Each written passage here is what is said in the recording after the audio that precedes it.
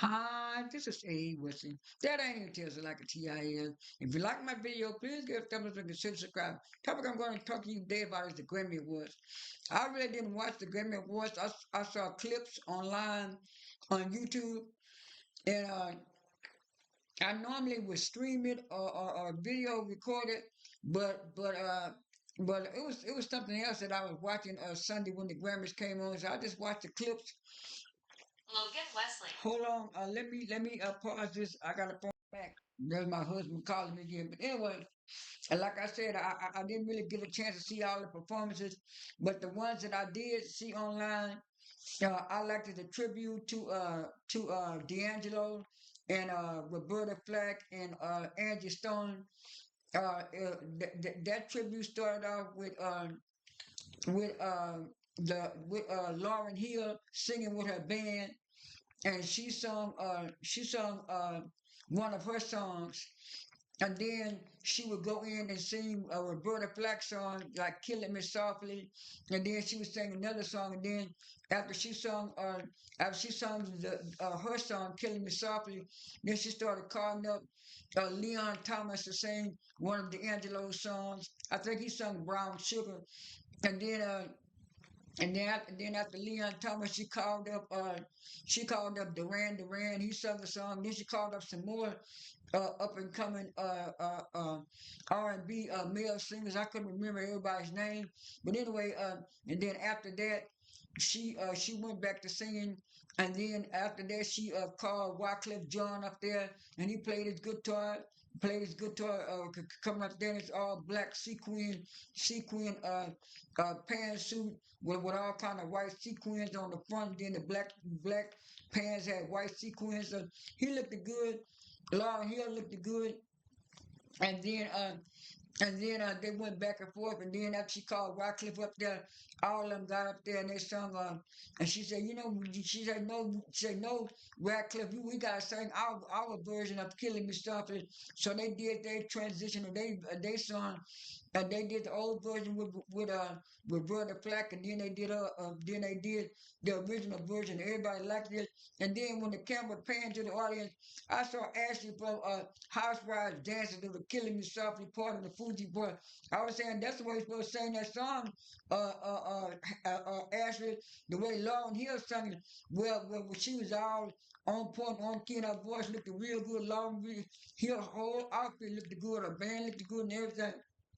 That was a good tribute, a very, very good tribute to to three uh three black icons who held down music in the 90s, and stuff, because all of them were considered like what you would call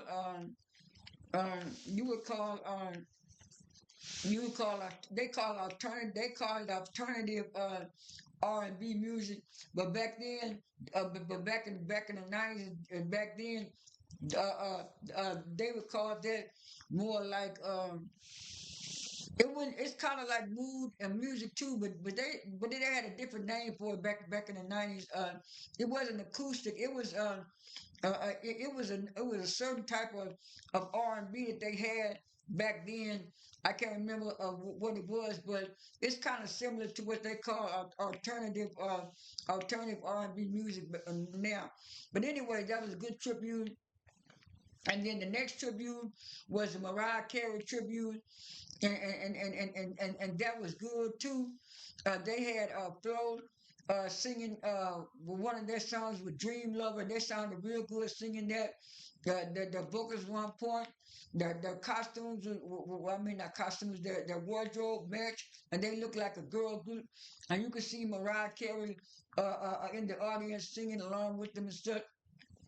And Jennifer Hudson came on with her powerful voice singing Vision of Blood. But I was so glad that she didn't try to sing it like Mariah Carey. She put her own spin on it. When the song came on, she had a big band behind her, and they were playing the drums and the guitars and instruments.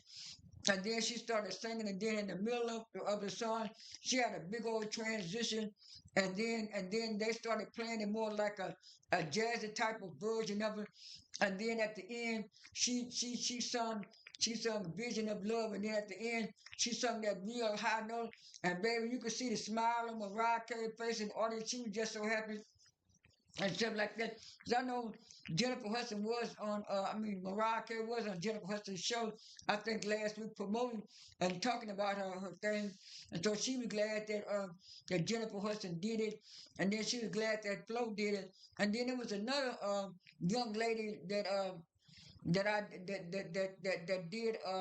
that did the Mariah. No, it was a young lady. It was Shantae Moore, because she had been saying it, and then she put it up on Instagram that it said Shantae Moore is supposed to be uh a Mariah Carey tribute, and she did her and Busta Rhymes. Now, I wish they would just had Shantae Moore by herself, 'cause she did real good singing it. And then they had I can't think of the song, but Busta Rhymes was on that song when Mariah Carey first put that song out. I can't remember all the songs because Mariah Carey got a whole big old discography and she got a whole lot of songs. And so I couldn't remember that one. And so, but it was a good song. And then what happened, Mariah Carey was okay. And she like, but Mariah Carey was surprised that Shantae Moore could do that same whistle that she could do. And when Shantae Moore did that same whistle, you could tell the smile on Mariah's face because she didn't think that Shantae Moore could handle that type of whistle.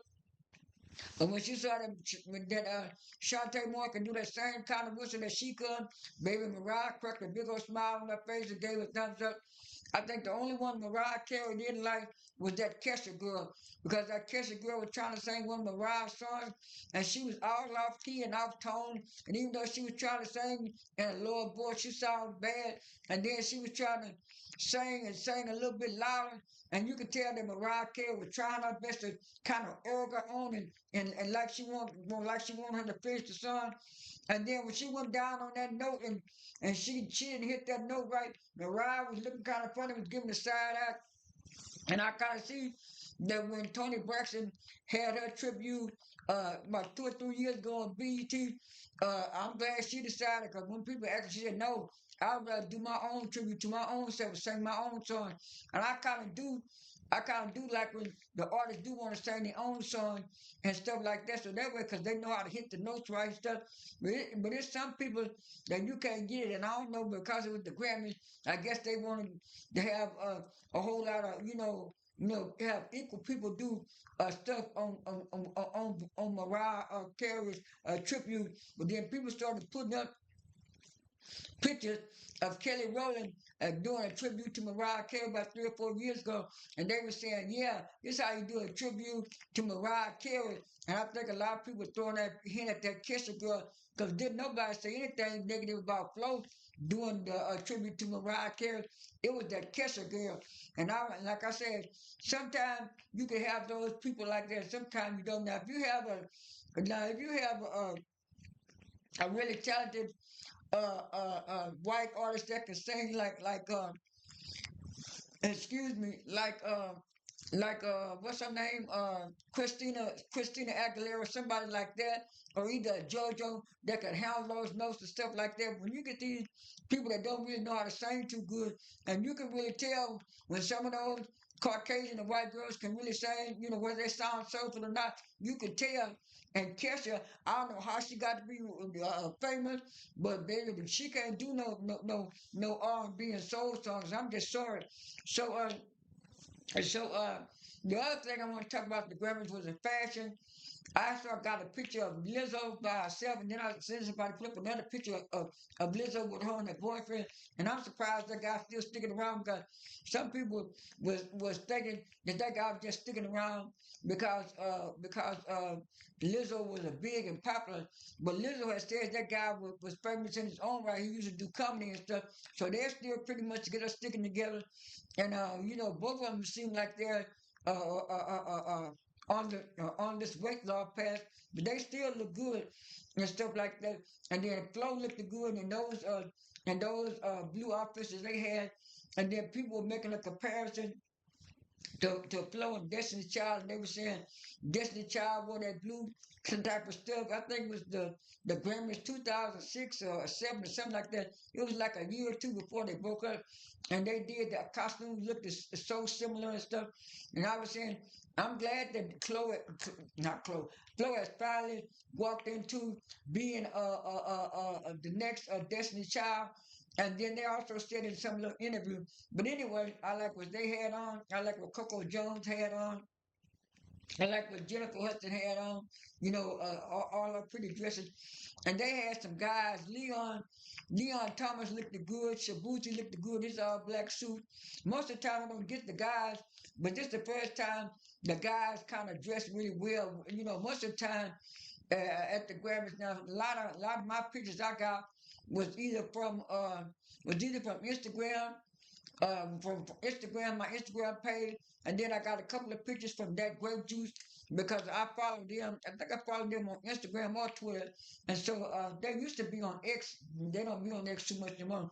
But anyway, I got a lot of those pictures of the black entertainers fashion because on Twitter they wasn't showing too much of the black fashion and stuff. So those are the fashions that I like and stuff like that. That's all I have for this video. This is A Wesley. I'll do the Brandy tribute too because I think Coco Jones did something with Brandy, and I also think Flo did. I think Flo did something with Brandy and Mariah. But anyway, I'll do Brandy tribute in the next video. That's all I have for this video. This is A Wesley. That ain't even tells it like a Ti is. I am out.